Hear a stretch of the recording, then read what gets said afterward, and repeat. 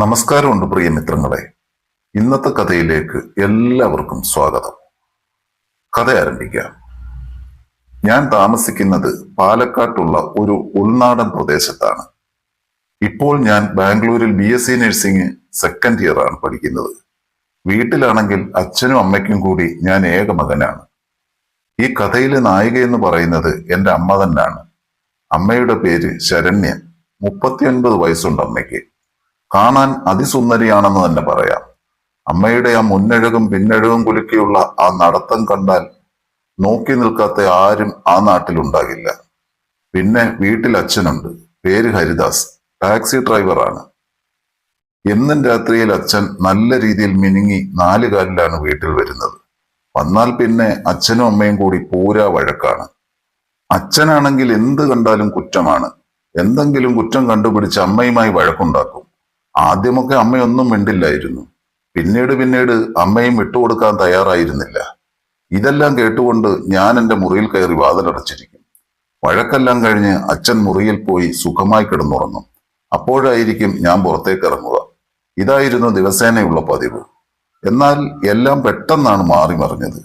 ഒരു 6 മാസം മുമ്പ് എനിക്ക് +2 പരീക്ഷ നടക്കുന്ന സമയം മുതലാണ് ഞാൻ അമ്മയിലുണ്ടായ മാറ്റങ്ങൾ കണ്ടു തുടങ്ങിയത്.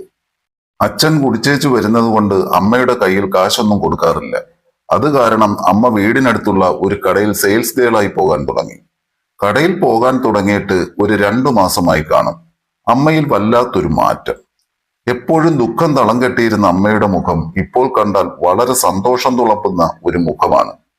മൊബൈൽ അങ്ങനെയൊന്നും ഉപയോഗിക്കാത്ത അമ്മ ഇപ്പോൾ എപ്പോ നോക്കിയാലും ഏത് സമയവും മൊബൈലിൽ തന്നെ. എനിക്കാണെങ്കിൽ ആകെ സംശയമായി. സംശയം കൂടി വന്നപ്പോൾ ഞാൻ ഒരു ദിവസം അമ്മയുടെ ഫോൺ ഒന്ന് ചെക്ക് ചെയ്താൽ എന്തെന്ന് തീരുമാനിച്ചു. അമ്മ എന്നും കടയിൽ നിന്ന് ജോലി കഴിഞ്ഞ് 5 മണിയാകുമ്പോഴാണ് വീട്ടിലെത്തുന്നത്. അന്നും പതിവ് പോലെ 5 മണിയായപ്പോൾ അമ്മ കടയിൽ നിന്ന് വന്നു. ഞാനും ആ സമയമാകുമ്പോഴാണ് ക്ലാസ് കഴിഞ്ഞ് വരുന്നത്. അമ്മ വന്നാൽ ഉടൻ തന്നെ ഡ്രസ്സെല്ലാം മാറി കുളിക്കാനായി ബാത്റൂമിലേക്ക് പോകും. അച്ഛൻ വരണമെങ്കിൽ രാത്രി 8-9 മണിയാകും. അന്നും പതിവ് പോലെ കുളിക്കാനായി അമ്മ ബാത്റൂമിലേക്ക് പോയി. അമ്മ കുളിക്കാൻ കയറിയപ്പോൾ ഞാൻ പതുക്കെ ചെന്ന് അമ്മയുടെ മൊബൈൽ എടുത്ത് വാട്സപ്പ് ഒന്ന് തുറന്നു നോക്കി. അതിലാണെങ്കിൽ ഒരാളുമായി കുറെ ചാറ്റ് ചെയ്തിട്ടുണ്ട്. താഴേക്ക് നീക്കി നോക്കുമ്പോൾ ഉമ്മകളുടെ ഒരു പ്രളയം തന്നെ. കുറെ ഉമ്മകൾ അമ്മയും അയച്ചിട്ടുണ്ട്. ഇതെല്ലാം കണ്ടപ്പോൾ എനിക്ക് വല്ലാത്ത ദേഷ്യം വന്നു. ഞാൻ ഫോൺ അവിടെ വെച്ചിട്ട് ക്രിക്കറ്റ് കളിക്കാനായി പുറത്തേക്ക് പോയി. പോയിട്ട് തിരിച്ചു വന്നപ്പോൾ ഇതൊന്നും അറിഞ്ഞ ഭാവം അമ്മയോട് കാണിക്കാൻ നിന്നില്ല. രാത്രി അച്ഛൻ ഉറങ്ങി ഞാനും റൂമിലേക്ക് പോയി. രാത്രി ഒരു 11 മണി കഴിഞ്ഞു കാണും. ഉറക്കം വരാതെ ഞാൻ വീടിന് പുറത്തേക്ക് ഇറങ്ങാമെന്ന് കരുതി റൂമിന്റെ ഡോർ തുറന്നപ്പോൾ അമ്മയാണെങ്കിൽ ഫോണിൽ ആരോടോ ഹാളിലിരുന്ന് സംസാരിക്കുന്നു.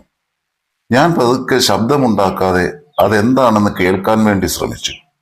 അപ്പോൾ അമ്മ പറയുന്നു, "ഒന്ന് പോ ചേട്ടാ, ഇവിടെ എൻ്റെ കെട്ടിയോന്റെ ആണെങ്കിൽ ഒരു കാന്താരി മുളകിന്റെ അത്രയേ ഉള്ളൂ. അത് നേരെ നിന്നിട്ട് തന്നെ കാലം കുറയായി. അങ്ങേര് വെള്ളമടിച്ചു വന്നാൽ പിന്നെ എന്നെ ചീത്ത വിളിക്കുന്ന സ്വഭാവമല്ലാതെ എന്നെ ഒന്ന് ചെറുതായിട്ടെങ്കിലും ഒന്ന് സൂപ്പിക്കാൻ അങ്ങേരെ കൊണ്ട് പറ്റില്ല."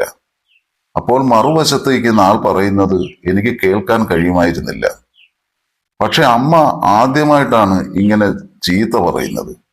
പിന്നെയും സംസാരം ഞാൻ കേൾക്കാൻ കാതോർത്തു. അപ്പോൾ അമ്മ പറഞ്ഞു, "കുറച്ചു ദിവസം കൂടെ കാത്തിരിക്കു ചേട്ടാ. അങ്ങേരൊരു ബന്ധുവീട്ടിലേക്ക് പോകുന്ന കാര്യം പറയുന്നത് കേട്ടു. ഉടനെ പോകും. 2 ദിവസം അവിടെ നിന്നിട്ടേ വരൂ. ആ 2 ദിവസവും എന്റെ കൊച്ചു കള്ളനുള്ളതല്ലേ. നമുക്ക് എത്ര വേണേലും മടുക്കുവോളം അടിച്ചു പൊളിക്കാമല്ലോ." ഒരു കള്ളച്ചിരിയും പതിയെ ചിരിച്ചുകൊണ്ട് അമ്മ പറഞ്ഞു, "പിന്നെ എന്നും നമ്മൾ കാണുന്ന ആ കടയുണ്ടല്ലോ, അതിന്റെ പുറകിലെ ആ പൂട്ടിയിട്ടേക്കുന്ന ഗോഡൌണില്ലേ, നാളെ രാവിലെ ഞാൻ നേരത്തെ ഇറങ്ങും. അപ്പോൾ നമുക്ക് അവിടെ വെച്ച് കാണാം" എന്ന് പറഞ്ഞ് അമ്മ അയാൾക്ക് കുറെ ഉമ്മകൾ കൊടുത്തു. ഇത് കേട്ട് എനിക്ക് ആകെ ദേഷ്യം കൂടി വന്നു. ഞാനത് കൺട്രോൾ ചെയ്ത് പിടിച്ചു നിന്നു.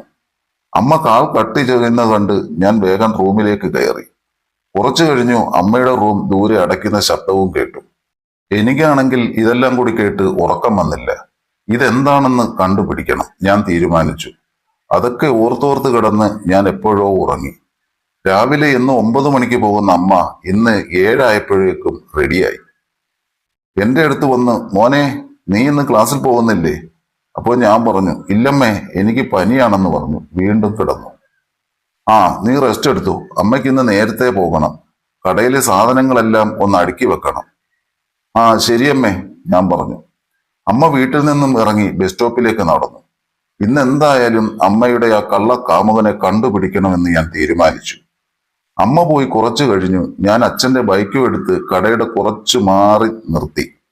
എന്നിട്ട് ആരും കാണാതെ ആ ഗോഡൌണിന്റെ ഒരു മൂലയ്ക്ക് കയറിക്കൂടി. എന്നിട്ട് അമ്മ അവിടെ വരുന്നത് നോക്കി നിന്നു. ഒരു 5 മിനിറ്റ് കഴിഞ്ഞു കാണും. അപ്പോഴവിടെ ഒരാൾ വന്നു. വന്നയാൾ ഗോഡൌണിൽ നിന്നും കുറച്ച് അപ്പുറത്തായിട്ട് മാറി നിൽക്കുകയാണ്. കുറച്ചു സമയം കഴിഞ്ഞപ്പോൾ അവിടെ ഒരു സ്ത്രീയും വന്നു. സംസാരം കേട്ടപ്പോൾ തന്നെ എനിക്ക് മനസ്സിലായി അത് അമ്മയാണെന്ന്. അവർ രണ്ടുപേരും ഗോഡൌണിനകത്തേക്ക് വന്നു. അവിടെ അപ്പോഴാണ് ഞാൻ ആളുടെ മുഖം കാണുന്നത്. അത് അമ്മയുടെ കൂടെ ജോലി ചെയ്യുന്ന ശ്രീധർ ചേട്ടനാണ്. അയാൾക്കൊരു ഏകദേശം 42 വയസ്സുണ്ടാകും. നല്ല കട്ട ശരീരവും ഇരുനിറവുമാണ്. അവർ രണ്ടാളും അകത്തേക്ക് വന്നതും അയാൾ അമ്മയോട് പറഞ്ഞു, എന്റെ ശരണ്യമോളെ, എത്ര നാളെന്ന് വെച്ചാ കാത്തിരിക്കുന്നത്? ഇന്നാണെങ്കിൽ സമയമുണ്ടല്ലോ നമ്മൾക്ക്. ഇവിടെ വെച്ച് നമ്മുടെ ആഗ്രഹം അങ്ങ് സഫലമാക്കാം. ഇന്ന് ഞാൻ നിന്നെ ചെയ്തിട്ടേ വിടൂ. അപ്പോൾ അമ്മ പറഞ്ഞു, വേണ്ട വേണ്ട, അതൊന്നും ശരിയാകത്തില്ല. ആരെങ്കിലും കണ്ടാൽ പിന്നെ അത് മതി. വീട്ടിലാണെങ്കിൽ പ്രായപൂർത്തിയായ ഒരു ചെറുക്കനുണ്ട്. അവന്റെ ചെവിയിലെങ്ങാനും എത്തിപ്പെട്ടാൽ പിന്നെ ഞാൻ ജീവിച്ചിരുന്നിട്ട് കാര്യമില്ല എന്നൊക്കെ അമ്മ പറയുന്നത് കേട്ടു. പക്ഷെ അമ്മ അതൊക്കെ പറയുമ്പോഴും അമ്മയുടെ മുഖം വികാരം കൊണ്ട് ചുവന്നു തുടുത്ത് നിൽക്കുന്നത് എനിക്ക് കാണാം. ചുണ്ടുകളാണെങ്കിൽ വിറയ്ക്കുന്നുമുണ്ട്. ഞാൻ ശബ്ദമുണ്ടാക്കാതെ അവർ എന്തൊക്കെയാണ് ചെയ്യുന്നതെന്ന് കാണാൻ ശ്രമിച്ചു. അമ്മ ഇതൊക്കെ പറഞ്ഞേച്ച് ഒരു കള്ളച്ചിരിയോടെ ഗോഡൌണിന്റെ സൈഡിലേക്ക് മാറി നിന്നു. ഞാൻ കരുതിയതുപോലെ തന്നെ കാര്യങ്ങളെല്ലാം നടന്നു. അവർ രണ്ടുപേരും അവിടെ വെച്ച് തന്നെ സർവ്വ സുഖങ്ങളും പങ്കുവച്ചു. എനിക്കാണെങ്കിൽ അത് തടയണമെന്നുണ്ടായിരുന്നു. എന്തോ തോന്നിയില്ല. ഞാനും അത് കണ്ട് രസിച്ചുകൊണ്ടിരുന്നു.